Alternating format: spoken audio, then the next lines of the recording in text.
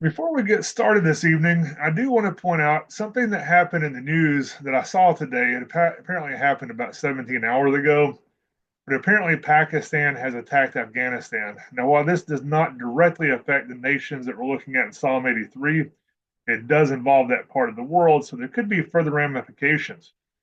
Just keep that in your mind. We're not going to go into any of that right now. I wanted to put it out there for you. Now, we've been looking at many events that the Bible has been pointing to that lead us to where we are today, and things that are leading us to events and prophecy that have not yet been fulfilled. We've looked at how the West spread Christianity to the world, not perfectly because we're all fallen men, but that was the intention. America itself was founded on Christian ideals, and the United States was founded as a Christian nation.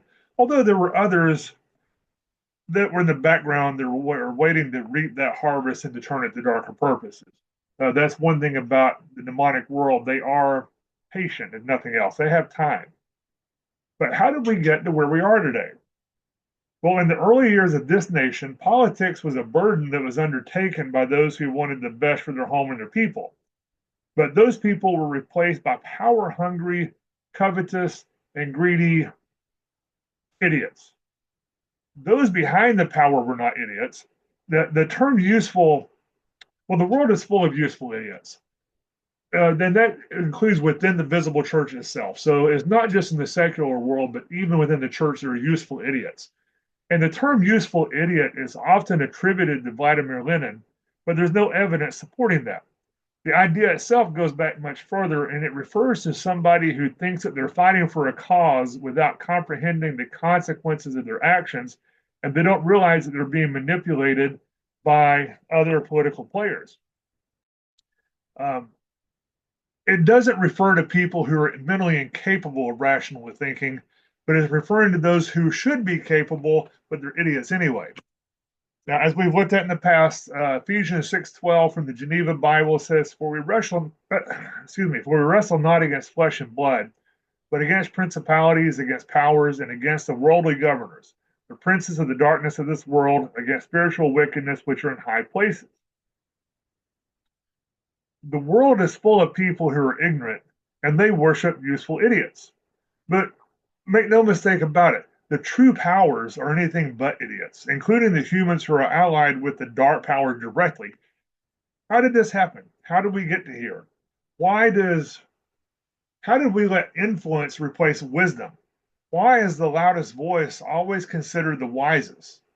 Why is popularity considered the only real measure of truth? Our culture once sought enlightenment through reason and virtue, but today our culture shuns any form or even any idea of virtue, and reason is considered to be somehow oppressive. Reality is what you wish it to be. That's what the world teaches today. Recently, there was a man in Canada who was fined many thousands of dollars simply for stating that there are only two sexes. He stated a simple fact, and the government fined him thousands of dollars. Philosophy is no longer taught, but sophistry rules the day. Ignorance disguised as confidence is accepted as a new reality. It's an upside down world. And if you look throughout history, although humanity was often violent and cruel, it was also capable of profound beauty and thought. And instead of beauty and thought, we now live in a hedonistic world that celebrates superficiality and it rejects anything of substance, not through necessity, but as a goal.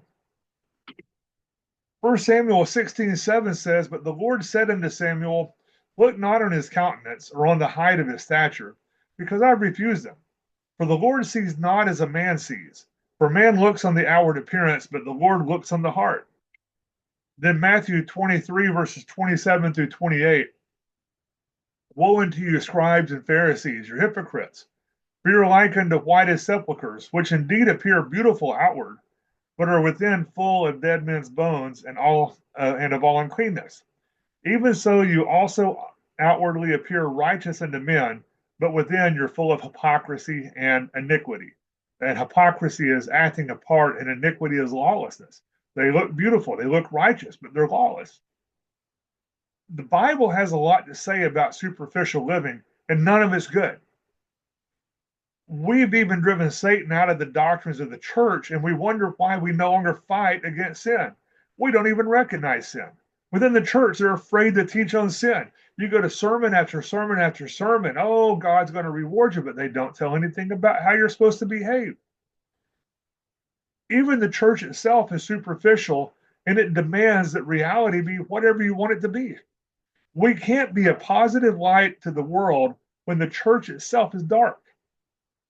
When we read the Bible, we need to keep in mind that it was written by about 40 different writers over a period of about 1,500 years. Now, these writers were inspired by the Holy Spirit, but they each wrote in their own style.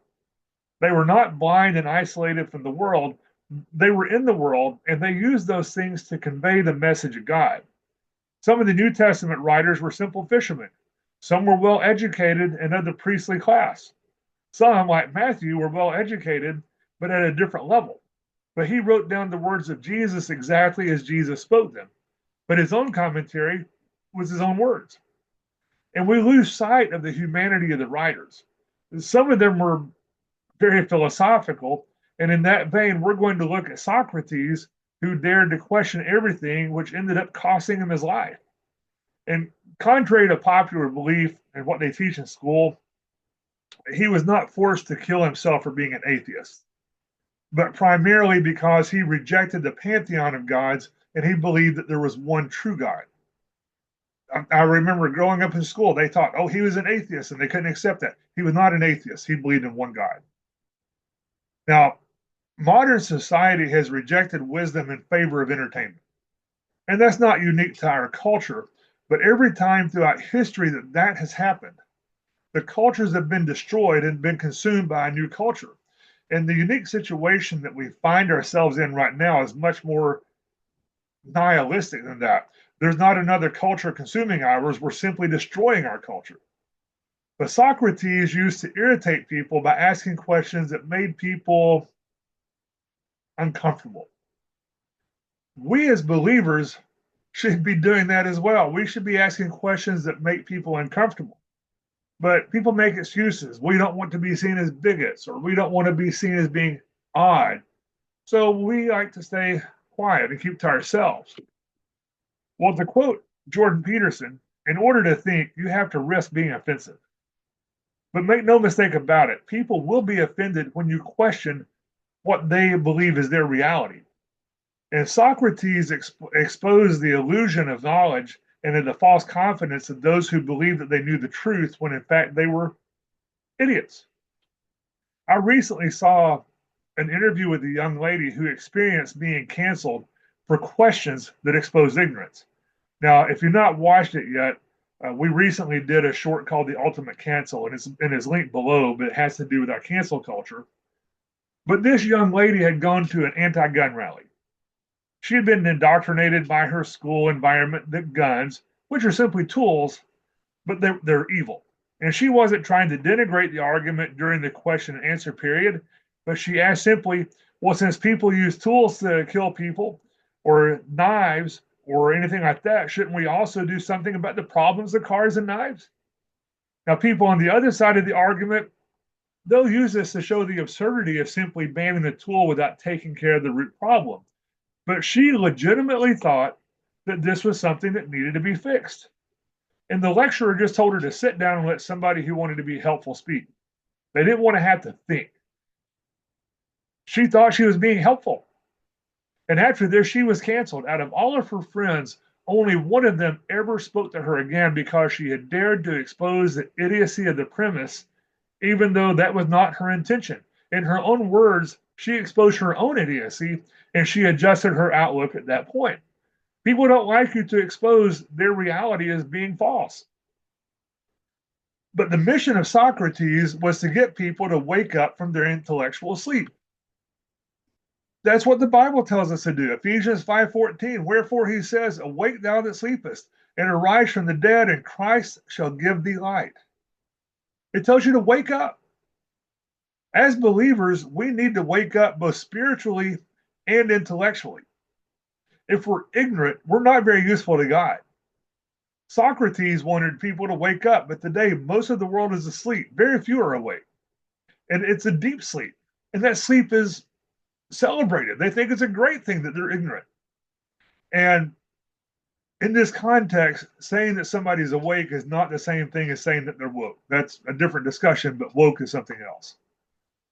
But Socrates warned of a time when opinion would be more important than truth, and we're in that time right now. And this is not the first time in history that this has happened, but we've come full circle in this. And the people who have put those who speak pleasing words on a pedestal, and they have deposed those who speak the truth. And I wouldn't exactly consider Socrates to be a prophet, but he called this one right. What he saw was just daily life in the modern world, everything that's going on around us right now. As a society, we don't look up to those who are creators and truth seekers, but we idolize entertainers. We follow TikTok and YouTube influencers. We follow agitators who only seek attention and infringe upon the rights of other individuals. And you know the type. If you ever watch YouTube or go on any kind of social media, you know the type that I'm talking about. They just go out and irritate people just for the sake of getting views. You know, there was a day not too long ago, not too many years ago, in which sports stars or entertainers had to be careful because they were looked up to, and if their reputation was tainted, it would harm them. Today, people idolize the thugs, the wife beaters, the dog fighters, and every other detestable sort of person, all because they can throw a ball through a hoop or something like that. They look good on screen. Some athletes are truly remarkably good people. They set up foundations for Down syndrome or for orphans and things like that. But the masses of people don't distinguish behaviors, they only distinguish ability, and then they copy the behaviors. They'll take a sports star and say, oh, he's the best sports star, I'm going to be just like him. The guy's a lowlife. In the modern forum, content is not important. Likes are important. If you go act like a monkey on a train in Japan and get 1 million likes, that's more important than a lecture on why the speed of light is what it is. That's a real case, by the way. But the masses of people in society, they're drawn to the spectacle. And we reward stupidity rather than complexity. And when the Bible tells us to use our brains and not use our emotions to make decisions, there's a reason for that. It says, look not on the countenance. And that's something that our society has lost, and we're paying the price for it. You know, as Socrates said, ignorance itself is not the main problem, but it's the illusion of knowledge that is the problem. Mark Twain once said that ignorance is not knowing something, it's knowing what isn't so. When people no longer question things and believe that they already know everything, that's when wisdom dies. And I always taught my kids to never be afraid to ask a stupid question, because no matter how stupid the question, if you don't know the answer, then the answer will alleviate that little bit of ignorance. But today, people are afraid to say, I don't know. Admitting ignorance and trying to fix it is a sign of intelligence, but today it's considered a weakness. If somebody disagrees with you, all you have to do is just speak louder and pound on the table to prove your point. If you're louder, you win the argument. And our public education system teaches kids to have opinions on everything, even without understanding. But once they have opinions based upon actual understanding, then they're silenced and canceled. They want them to be just mouthpieces. They want them to be puppets. There's a saying in marketing celebrities that there's no such thing as bad publicity. And our entire civilization thinks that visibility is more important than value. The more visible you are, the more important you are, even if what you say is full of untruths and fallacies. In ancient Greece, a sophist was a professional teacher who specialized in things such as rhetoric and philosophy. They were very skilled in persuasive speaking, but they didn't always speak the truth. They spoke sometimes for the highest bidder, but sometimes they just spoke just to be right. They were viewed as both educators and deceptive reasoners. And this is the so-called debating method that's taught in colleges today, including Ivy League schools and even including most Bible colleges, including the one that I went to. No longer are students taught to defend truth, they're taught to win the debate. And that's why the word sophistry has come to mean that something is a plausible argument, but is in reality something that's misleading or fallacious. There's a book by Aristotle called Sophistic Refutations, in which he refutes sophistic arguments. In the Greek, there are multiple words that have to do with wisdom. But one of those words is Sophia, from which we get the word sophistic. And when Jesus uses this word for wisdom, he never uses it in a positive sense. Elsewhere in the Bible, the word itself is neutral. It's neither positive or negative. But anytime Jesus uses it, he always uses it negatively. In a worldly sense, it's not inherently bad. But when Jesus uses it, you need to take a second look at that verse. Now, the sophists, they use rhetoric and manipulation in order to appear intelligent while deceiving others, all for personal gain. Does that sound like the world today? You have the man-made global warming hoax, the false COVID narrative, and on and on and on. And the strategy is used by those who are in power to maintain control over the masses. The ancient Greek sophists, they've been reborn as today's influencers, experts, and politicians. The worldly governors that are spoken of in Ephesians 6:12, that's who these people are. They know the right words to use on people to get the people to obey them. They exploit ignorance. And Socrates believed that ignorance could be cured through questioning and dialogue. Matthew 9:12, but when Jesus heard that, he said unto them, they that be whole, or they who be healthy, they need no physician, but they that are sick. So if ignorance can be cured through questioning and dialogue, what happens when people decide that they're healthy and no longer want to be cured? If you're sick and you know it, you seek to be cured. But if you refuse to acknowledge that you're sick, you're not seeking a cure. And our society today has all the knowledge of the world at our fingertips. We all carry a cell phone with us, and you have the knowledge of the world right there. I would say that we're in over our heads, drowning in knowledge. Daniel 12:4 says, but thou, O Daniel, shut up the words and seal the book, even to the time of the end. Many shall run to and fro, and knowledge shall be increased. Doesn't say that's a good thing. It's just a statement of fact. We're drowning in knowledge, but we don't have any wisdom in how to use that knowledge. Knowledge is just simply noise. We know more today, but we understand less about ourselves than at any time in history. We no longer have the Rene Descartes, I think, therefore I am. And the more we think we know, the less we actually learn, because we don't think that we need healing. And if you want to be wise, in the good sense, not the bad, you have to recognize your ignorance. Socrates said, I know that I know nothing. Today, most people are self-confident in their ignorance. They're ignorant and they don't know it, and they're confident in that. We've replaced wisdom with entertainment, and even within the church. I mean, we're talking about the world in general here, but everything that we're talking about can be applied to the church in general. Not you specifically, not your congregation, not any specific, but just in general. I grew up in a church that taught. Weren't perfect, but they sought the truth. But today, all of the best churches, and this is best in the modern sense of the most pews that are filled up, they simply provide entertainment. Did you ever wonder how worship got replaced with music? Instead of worship, it is now performance. And in order to flourish, the people must put truth over comfort. Now, there's a cartoon here that you have a line of people lining up for comforting lies, but nobody wants the unpleasant truth. If you went to the doctor because you were sick, you'd want your doctor to be honest, wouldn't you? You'd want that unpleasant truth. You know, you're going to die of cancer if we don't treat it. Instead of the comforting lie that, oh, you're fine, don't worry about it. Our society values entertainment and pleasure over truth and virtue. Truth and virtue is considered hate speech.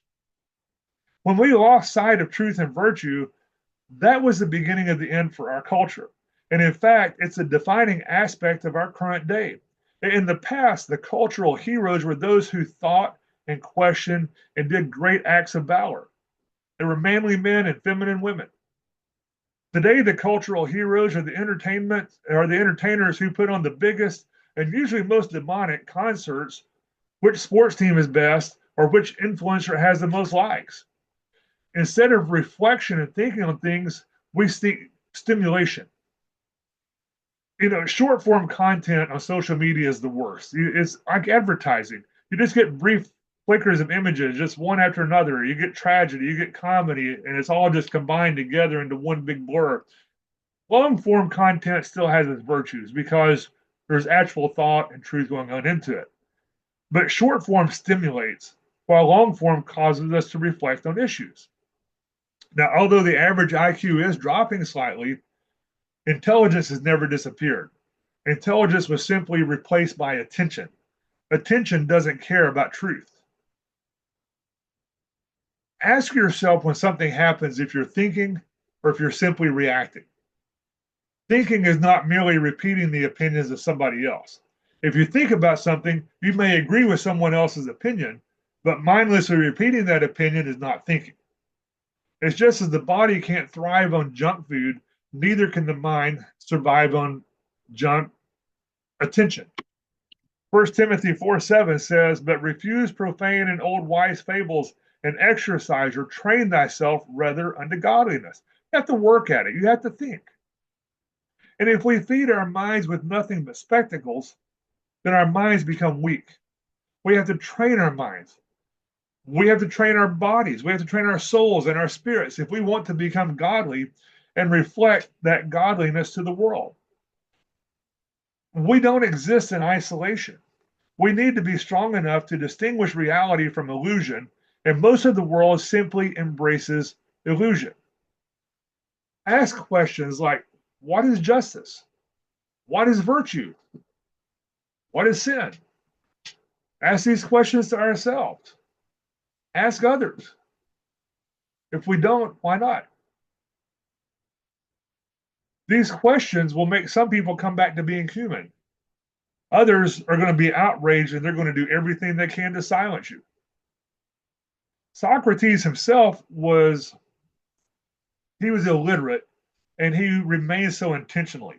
He felt that oral dialogue was more important than written dialogue, and he felt that a written text would weaken memory. He wanted to use his mind instead of writing it down. His students, however, they wrote down his words, primarily Plato and Xenophon. Plato recorded that Socrates believed that democracy could only survive if citizens were educated in virtue and reason, and without that foundation, he warned that people would elect those who tell them what they want to hear instead of those who told them what they need to hear. Does that happen today? That's how they get elected. How about in the church? The biggest congregations tickling the ears. Our Bible reading this morning, when I was writing this, was on Balaam, who was hired to tell them what they wanted to hear, and instead he told them what they needed to hear. God told him what to tell them, and he did, and it made them pretty angry if you read the story. They wanted to hear pleasing words instead of the truth. And in the United States, while we're not a democracy, we are a constitutional republic. It is based upon democratic ideals, and those ideals were abandoned once we abandoned virtue and reason. Our founding fathers understood this completely, and they knew that if we abandoned virtue and reason, it would be the end of our republic. And as Thomas Sowell said, when you want to help people, you tell them the truth. When you want to help yourself, you tell them what they want to hear. And that's how they get power, and they only care about power. They have sold their soul, so to speak. And in the past, public discourse was a serious thing. Even in the United States, in the Lincoln-Douglas debates back in the 19th century, they were all-day affairs in which one man spoke for a couple of hours, then the other rebutted, then they broke for lunch, then everybody came back, and then the second man spoke, and then the first rebutted. It took thought. People had to be educated, and they had to think. Today, public discourse has turned into theater. It's more important how the person looks and what they say, or if they even have integrity. Oh, did you see that his tie didn't match his jacket? That's not going to happen anymore because there are now professionals in charge of image. But if you go back to the 1960s and the Kennedy-Nixon debate, that debate had already devolved into nothing much more than a few sound bites But the deciding factor in that debate was the makeup on Nixon was bad and made him look ill. It was not decided based upon the content of the debate, just the visual. It's pure theater. And if truth tries to compete with popularity, truth always comes out the loser. Technology is not the problem. This cell phone in your pocket is not the problem. The computer you're looking on, whatever. Those are simply tools. But the problem is that people no longer think and they let their emotions make their decisions. And that's a recipe for disaster, especially when those emotions are misplaced and ungodly. It comes down to the psychology of acceptance and not our rationality. We teach our kids, and our public education system also teaches our kids that they need validation more than they need to have understanding. Worship of ignorance is not an intentional choice. It's just simply a surrender when you stop questioning things. And even God expects us to question things. He expects us to think. Acts 17:11. These were more noble than those in Thessalonica, in that they received the word with all readiness of mind and searched the scriptures daily, whether those things were so. And if you don't have this verse stuck on your desk somewhere, you need to. They're called noble because they searched the scriptures daily. They didn't just accept what they were told.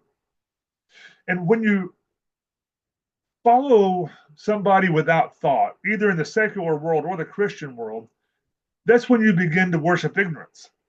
This is moral decay. And our purpose in life is not to be entertained, but it's to grow and become wise, wise in the good sense. And we don't see this decay because it's hidden behind the illusion of progress. But we've had amazing progress, communications, artificial intelligence, unbelievable luxury and convenience that was the stuff of science fiction just a few generations ago, just daily stuff now. But yet we're living in the midst of the anxious generation. People are all alone and isolated in a sea of people. We celebrate influencers, but very few influencers actually influence people toward truth and virtue. We praise those who express opinion, but we destroy those who present understanding. Proverbs 3, verses 5 through 6 says, Trust in the Lord with all thine heart, and lean not unto thine own understanding, and in all thy ways acknowledge him, and he shall direct thy paths. If you admit doubt, the world will mock you. But if you're certain, you'll be rewarded.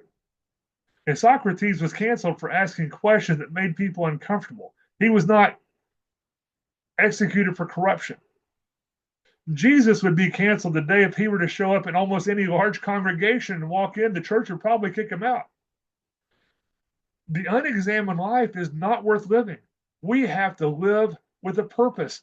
God created us with a purpose. Jeremiah 29:11 says, For I know the thoughts that I think toward you, says the Lord, thoughts of peace and not of evil, to give you an expected end.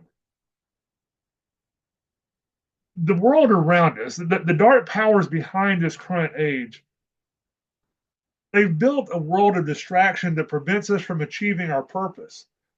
Most people don't even notice that they have a purpose. Pleasure is now truth.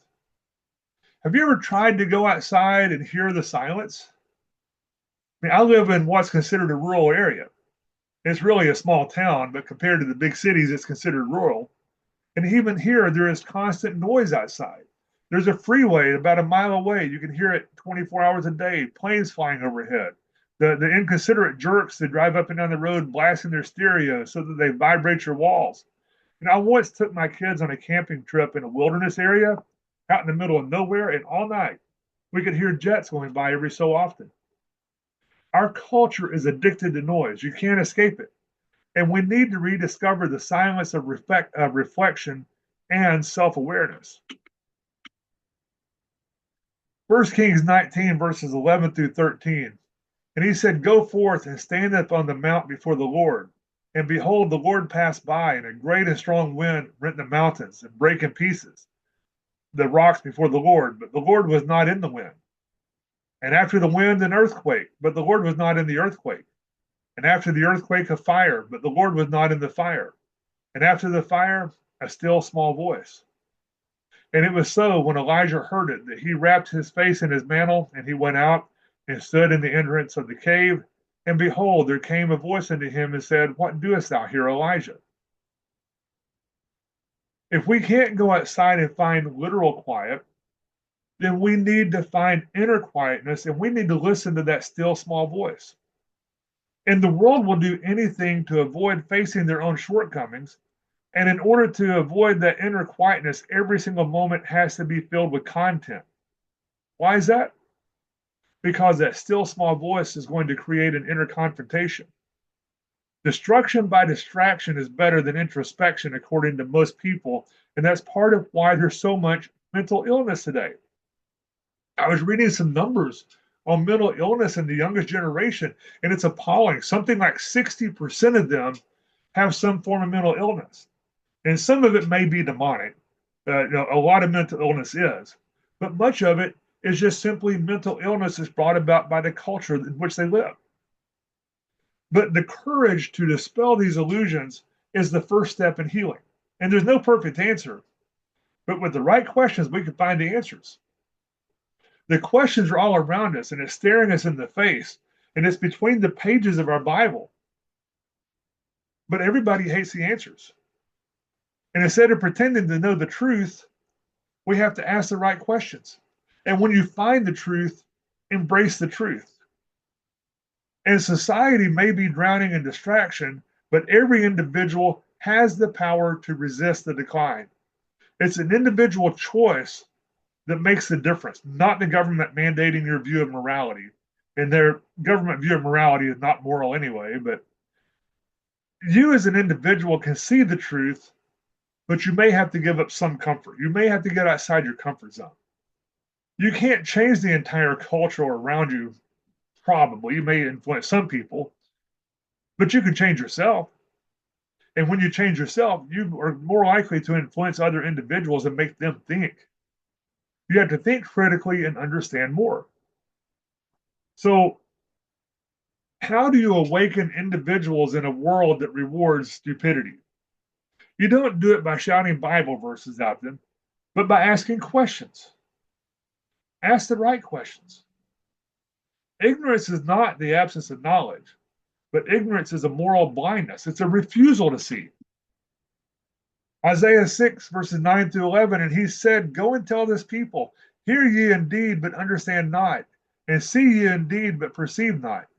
Make the heart of this people fat, and make their ears heavy, and shut their eyes, lest they see with their eyes, and hear with their ears, and understand with their heart, and convert and be healed.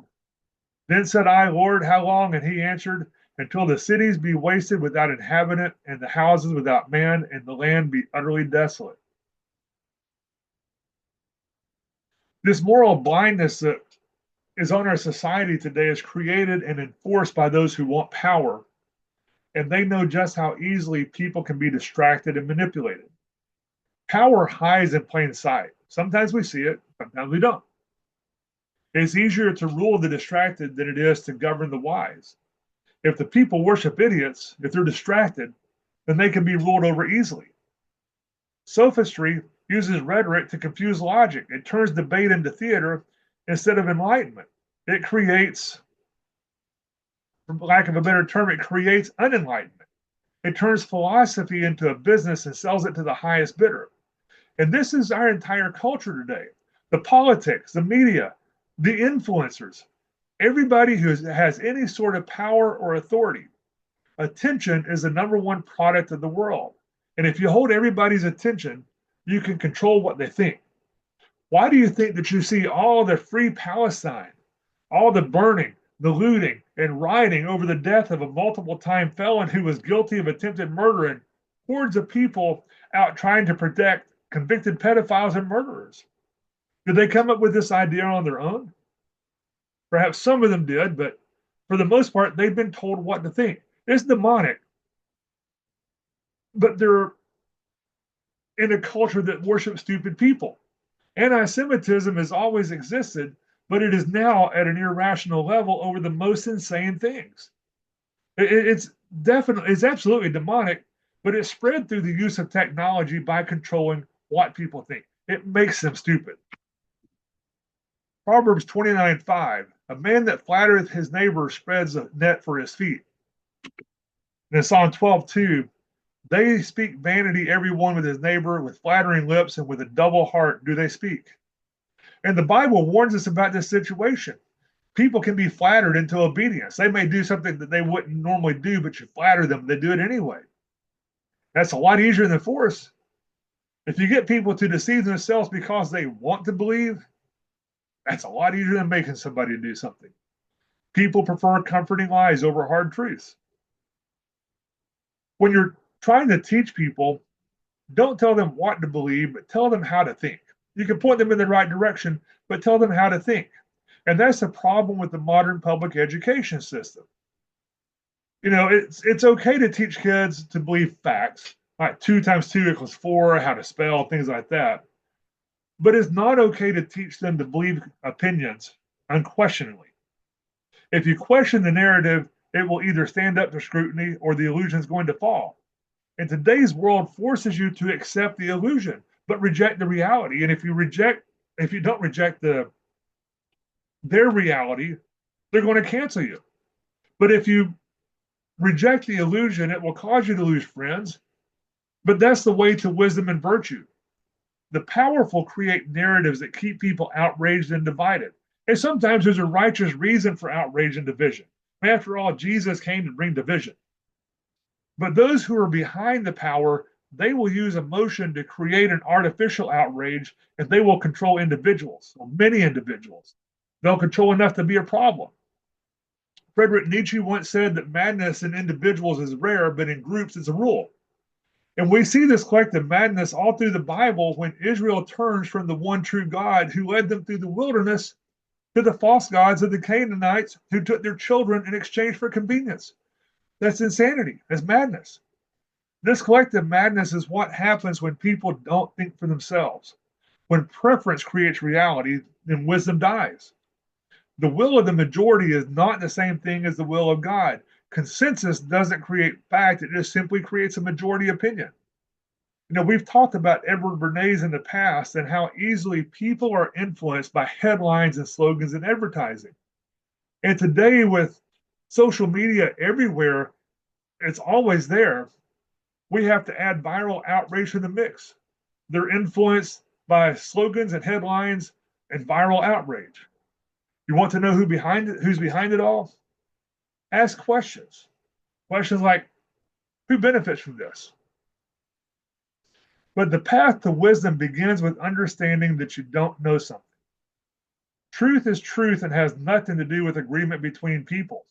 Many years ago, most public education systems quit teaching and started training. And part of that's because people who can't think can be easily controlled. But also the system wants consumers. People who think and challenge the status quo and look beyond the immediate material pleasure, they can't be easily controlled. And this is why the worship of idiots serve those who are in power. When people compete to be noticed, they quit noticing other things. Have you ever noticed how people compete constantly to be noticed? Everybody posts selfies of everyday activities. They'll say, you know, here's what I had for dinner. Look, I went grocery shopping. Here I am in the restroom. I've actually seen those. Or they're taking the 10,000th selfie that they've taken this year. You know, some pictures are good. I want to see pictures of family and friends and things like that. Post pictures of your kids, your pets, some special activity, things that actually mean something. But the rest is simply seeking attention, and those who participate in this never notice how they are being manipulated. And the cure for this is dialogue, is actual talking to people. Not sophistry, but actual thinking. And the problem with this is that this is seen as a threat today, and those who do this have to be canceled. Often they're canceled violently. The other day, I posted some simple statistics about a subject that was being discussed, and I was banned for creating strife in the group. Just numbers. That's all I posted. But facts and truth are considered hate speech today. And people think the choice is freedom. Freedom is freedom. And it doesn't matter how many choices you have. If you can't think enough to make a wise choice, you have to question if you're truly free. Ephesians 4:14 says that we henceforth be no more children, tossed to and fro and carried about with every wind of doctrine by the sleight of men and cunning craftiness, whereby they lie in wait to deceive. We need to train our minds if we don't want to be carried about with every wind of doctrine. Unless we as individuals can control our minds, then we can never be truly free. And that external liberty comes, the liberty that what the world teaches as liberty becomes a prison of sorts. And that's the danger of democracy. Socrates compared people to a charioteer with two horses, one horse being well trained and the other one's wild. Well, the charioteer represents reason, and the horses represent our desires. And if reason loses control, then the wild desires will destroy everybody involved. They'll just run wild. And ironically, chariots weren't even that efficient of a weapon of war, but they were terrifying. So, I mean, this is like a really good picture that he's painting here. And that's today's society. The wild horses are permitted to control the chariot. But we need to reason and not merely react. Either we shape our minds through thinking, study, meditating upon the things of God, or we let somebody else shape our minds and we become their servants.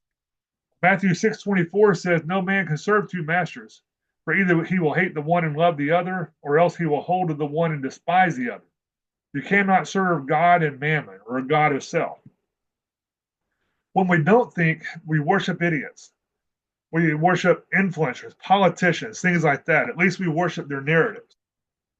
1 Corinthians 9:27, but I keep under my body and bring it into subjection, lest that by any means when I preach to others, I myself should be a castaway, or I should be disqualified. Did you know that there are qualifications for entering the kingdom of the heavens? There's qualifications for enjoying your full allotment. Anybody can be saved. Acts 16:31 says, believe on the Lord Jesus and you will be saved. But if you want the better part of that inheritance, if you want to rule and reign, you have to qualify. And if your passion, your body rules your life, you can become disqualified. You need to use reason. God is not irrational, and he expects you to not be irrational as well. And a culture declines when it quits thinking, or at least when the individuals quit thinking. We're in an age of dependency. And how much of our culture is dependent upon others for their food, clothing, and shelter? Sometimes by force, but far too many people do it by choice. They don't want to earn it. That's invisible. That's the part that can be seen.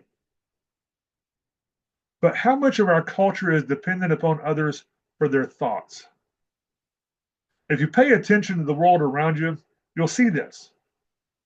The wisdom of God doesn't disappear from the world, but it may disappear from within each one of us when we stop seeking, when we stop asking and questioning. And when we stop listening to that still small voice, it's when we start listening to idiots because they're loud and they're impossible to miss. When politicians promise security, you can rest assured that security comes at the cost of liberty, reason, and virtue. Luke chapter 11, verses 47 through 50. Woe unto you, for you build the sepulchres of the prophets, and your fathers killed them. Truly you bear witness that you allow the deeds of your fathers, for if they indeed killed them, and you build their sepulchres. Therefore also said the wisdom of God, I will send them prophets and apostles, and some of them they shall slay and persecute, that the blood of all the prophets which was shed from the foundation of the world may be required of this generation. When a society kills its philosophers or its prophets, and it exalts the entertainers, that society is on its deathbed. And this is where we are today. And did you ever wonder why Psalm 83 seems to be Israel against its enemies with nobody standing by her side? In the West, especially, I won't say especially in the United States, but anywhere in Western culture today, we have temples of distraction. We have concert stadiums, concert halls, football stadiums, sometimes mega churches. And we're distracted by things that seek our attention other than the things of God. Nothing wrong with some of these things in moderation, but that's what we come to worship. A so-called successful preacher is one who's entertaining, but it's one who teaches. A preacher who actually teaches is chided for being too serious and taking those silly things too literally. After all, if they were any good, wouldn't they have full pews? Nobody wants to hear the truth. And today's wisdom will one day be replaced by the wisdom of God, and that day is not far off. Think about where you want to be when that happens. The modern world teaches that success is measured by wealth and power. But what does the Bible say? In Matthew 16:26, for what is a man profited if he shall gain the whole world and lose his own soul? Or what shall a man give in exchange for his soul? Instead of trying to impress others, worry about impressing God. And if you think, true critical thinking, then your mind can't be enslaved by false doctrines. And this is the only way that true wisdom can survive in a culture that rewards ignorance. If you reject the culture of ignorance, they will hate you because you will be free. John tells us, then said Jesus to those Jews which believed on him, if you continue in my word, then you are my disciples indeed, and you shall know the truth, and the truth shall make you free. The truth will strip away illusion, and what's left is what's real. What's real is the truth, and the truth makes many people very, very uncomfortable. Ignorance may make you cynical or angry, but eliminating the ignorance is what will expose the ignorance. And enough people see through the illusion collapses entirely. John 3:21, but he that doeth truth cometh to the light, that his deeds may be made manifest, that they are wrought in God.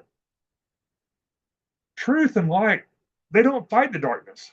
They reveal the darkness. They don't fight against it. They expose it.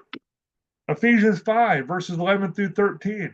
And have no fellowship with the unfruitful works of darkness, but rather reprove them. For it is a shame even to speak of those things which are done of them in secret. But all things that are reproved are made manifest by the light, for whatsoever doth make manifest is light. And this is how our society has gotten to where it is today. It worships idiots. It's unable to discern the truth, and it's easily suggestible, and the entire culture hates the church and it hates Israel. They hate it irrationally and blindly, especially Israel. A lot of the church hates Israel. After being attacked, Israel very wisely built security walls and fences along its borders, and the mainstream media and the politicians denounced that as being provocative.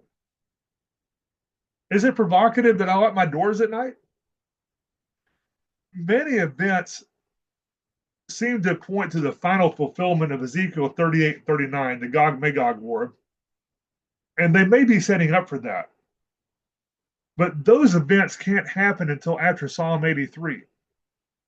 They may happen one after the other. Psalm 83 may happen 1 week, and then Ezekiel 38 and 39 the next week. But they're not the same thing. Turkey and Iran are both members of the armies that are listed in Ezekiel 38, and right now things are really tense between both of them and Israel. However, among the lists in Ezekiel 38, none of the Arab nations and terrorist organizations are listed there. All the ones in Psalm 83, none of them are in Ezekiel 38. It's almost as if they're already taken out of the picture. And many people try to make the two lists mesh and say they're the same, but there's no rational way in which that can be done, because we know their ancient names, we know their modern names, we know their territories, we know the family lines, and none of them match at all. But these nations are all featured very prominently in Psalm 83. The armies of the nations in Ezekiel 38 have to cross over the lands of the nations that are listed in Psalm 83. And rationally, those nations hate Israel too. They would join in if they were still players in the game. So simply put, Ezekiel 38 specifically lists 9 invading armies, but none of the Psalm 83 Arab nations are listed at all. All of these nations were known to Ezekiel because he listed them many times, but they're not in the Gog-Magog list, which would be a glaring failure if they were supposed to be included. I mean, if they're supposed to be there, don't you think Ezekiel would have gotten them? But in total, these Arab nations are listed 89 times in the book of Ezekiel, but not a single one of them is listed in Ezekiel 38. And another reason that the Gog Magog war happens after Psalm 83 is that Israel is dwelling securely without walls and gates. Is that happening today? They're not very secure. Have you seen the pictures? They've got pretty impressive walls and gates. That's not dwelling securely without walls and gates. But if their prior enemies are all destroyed, however, there would be no further need of walls and gates. And what great spoils does Israel possess today that the Gog Magog coalition could want? Well, if they had great spoils after the Psalm 83 war, they just might have great spoils. Great spoils, extra territory, and her enemies destroyed. The result of the Psalm 83 war sets up Ezekiel 38. Another reason that they can't be the same was alluded to earlier in this discussion here, but in Psalm 83, the Arab motivation is just simply to destroy Israel. They hate Israel. It's an irrational hatred. And if in Ezekiel, they want to take her plunder. In Ezekiel 38, they want to take her plunder. Both of these things are evil, but at least it's rational to want that great spoil, whatever that spoil is. It's not irrational. So not only are these two different wars that are fought for different purposes, but in Psalm 83, Israel destroys her enemies. The Israeli Defense Force protects Israel. In Ezekiel, the only role the IDF plays is in burying all the dead of the enemies after God himself destroys them. God destroys them, and then the army has to go bury the bodies. In other words, Israel is strong enough to defeat the Psalm 83 coalition, but the Ezekiel 38 coalition requires the direct intervention of God. In Deuteronomy 17, verses 14 through 16, it specifically prohibits kings of Israel from accumulating horses for war purposes, which Psalm ignored and built the most powerful army in the world at that time.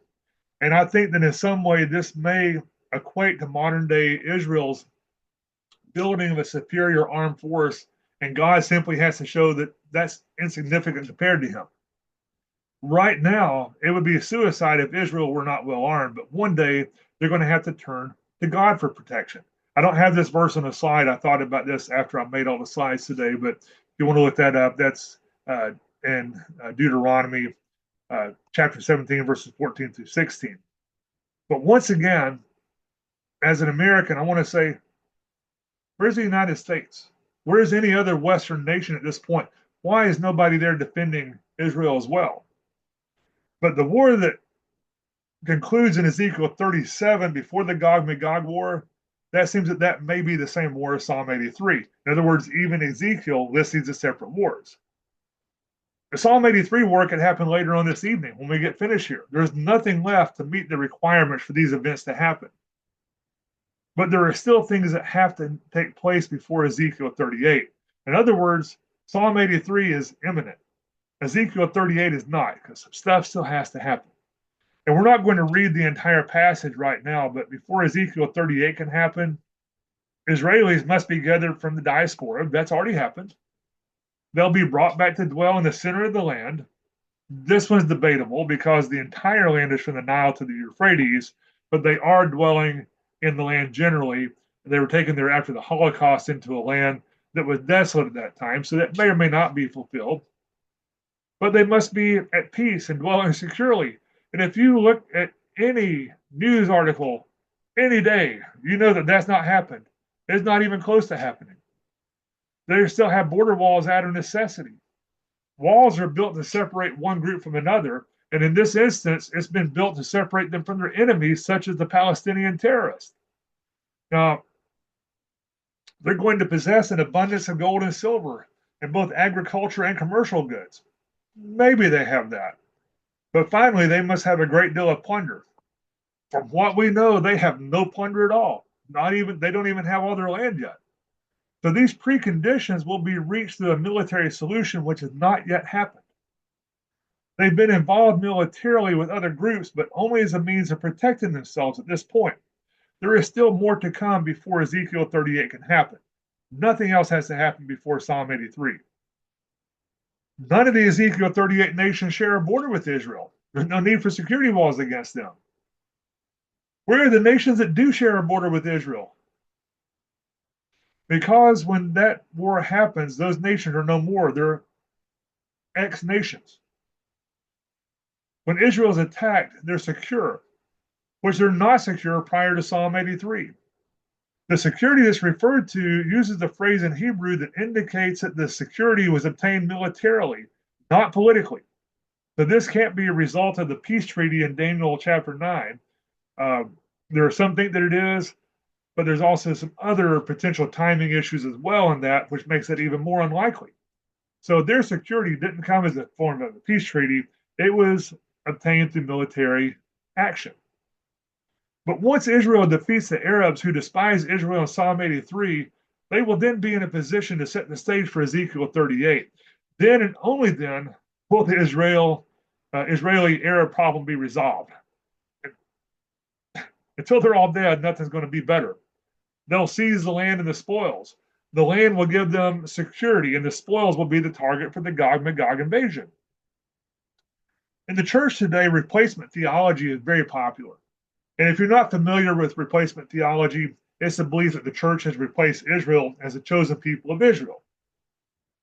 Well, the events show pretty simply and plainly that the idea of replacement theology is heresy, because Israel is Israel. And if there's no Israel, then the prophecies can't be fulfilled, and they will be fulfilled. God is not a false prophet. Technically, he's not a liar. The nation of Israel had to be brought back into existence on May 14th, 1948, in order to fulfill many prophecies, some of which were filled to the day. And the world has hated them ever since. The surrounding Arab nations did everything they could to prevent the return of Israel to her home, but all their efforts failed. And they've been trying to eradicate them ever since. And once again, not all of them. Coincidentally, there's no such thing as coincidence. But one of the nations that chooses not to take part is the one nation that defended Israel when she was attacked by Iran recently. Saudi Arabia, who has vast economic ties with Israel, is not listed in the nations that attack Israel, and they defended her recently. Ezekiel 39:7. So will I make my holy name known in the midst of my people Israel, and I will not let them pollute my holy name anymore, and the heathen shall know that I am the Lord, the Holy One in Israel. Psalm 83 has to happen first, but that will set the stage for Ezekiel 38 and 39. Yahweh is preparing to make his holy name known to the world through Israel. And when God makes a vow, he will keep that vow. And that's both a promise and a threat.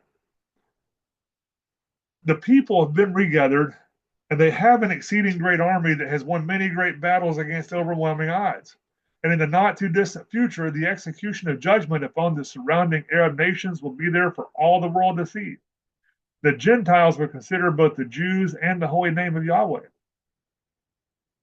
So the events that are taking place in the Middle East right now, they're setting the stage for the main event where the holy name of God will be thrown into the face of the world. Everything that we've been watching take place for the last 78 years or so has been preparing for the ultimate glory of God.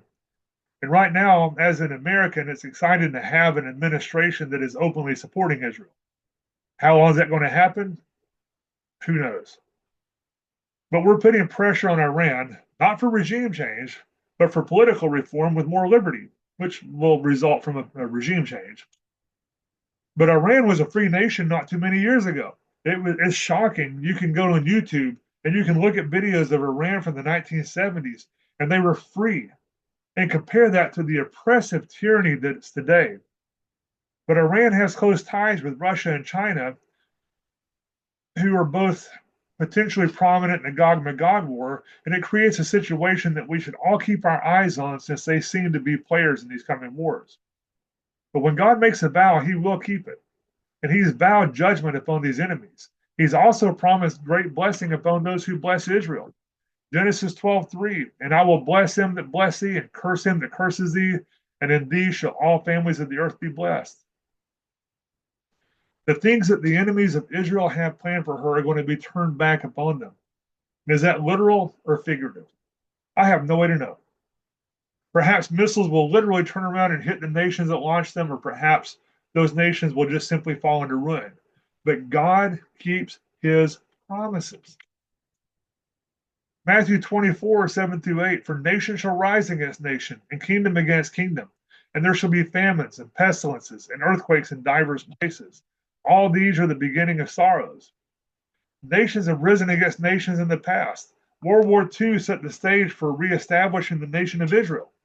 And in response, several Arab nations rose up against Israel in the Six-Day War, and Israel really took it to them. There's a joke that an Israeli sniper stuck his head up over a sand dune, and there were several Arabs there. And one of them volunteered to go take a look, and somebody came running back down, yelling, it's a trap, run, there's two of them. But the Arabs failed in the Six-Day War. But they're going to try one more time in Psalm 83, and the results are going to be the same. It's going to be utter and total failure. Psalm 83:4, they have said, come and let us cut them off from being a nation, that the name of Israel may be no more in remembrance. There have been efforts to eradicate Israel for thousands of years, and every effort's failed. Every effort has made Israel stronger. And after Israel defeats them, it will demonstrate the mighty power of God and his people. And the Abrahamic covenant will supersede all other land for peace schemes that anybody's ever come up with. Islamic terrorism has expressed itself around the world, and yet we're distracted, and we welcome the same group within our borders. Israel treats its enemies humanely, but she does protect her borders. And this humanity goes against a narrative that the average person believes. The low information person who goes out and shouts free Palestine and other things that support evil, all while thinking they're doing good. They're useful idiots. Israel has been reestablished, and one day they will turn to their Messiah. And it's our responsibility to spread the word, and if the Holy Spirit leads you to spread it to the Jewish people. It's also important for us to remember that the events in Psalm 83 can happen any minute. But there are other prophetic events that must occur before Ezekiel 38. These prophecies, they should be a wake-up call to the world, but the world is busy running to and fro and looking for the next thing that grabs its attention. And although we shouldn't be surprised one day soon, the world is going to be surprised when the headlines read Israel invaded. And of course, the media and the politicians will probably say that Israel provoked it or some nonsense like that, but we know better, or we should know better. But in the meantime, we've been commanded, and we should want to pray for the peace of Jerusalem. See you next week.